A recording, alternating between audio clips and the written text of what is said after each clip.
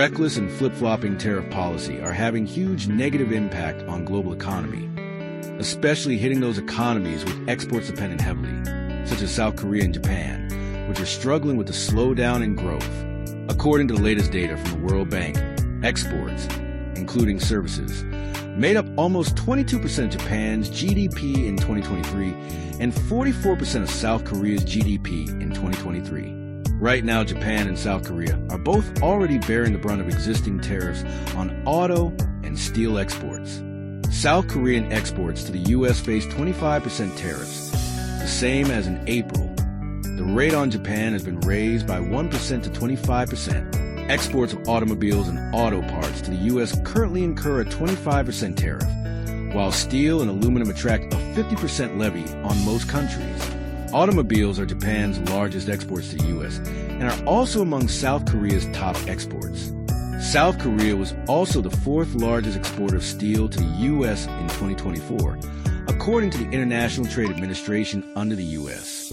Commerce Department. On the flip side, U.S. is Japan's largest export market, with 21.3 trillion yen, $145.76 billion, of shipments to the country in 2024, while South Korea exported goods worth $127.8 billion to the U.S. in the same year, and counts the U.S. as its second largest export market. Additional tariffs would entail further slowdown in economic growth on these two countries. Both Japan and South Korea are facing sluggish domestic demand. Meanwhile, first quarter GDP contracted on a quarter-on-quarter basis.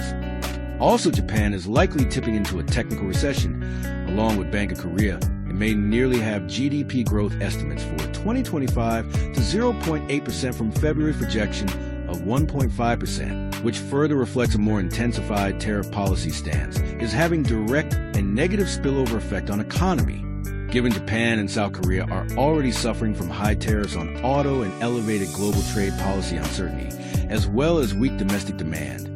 Despite both countries are actively seeking the chance of a trade agreement with the U.S., but the outlook is not clear due to the sticking points in negotiations, which will overshadow the future economic growth.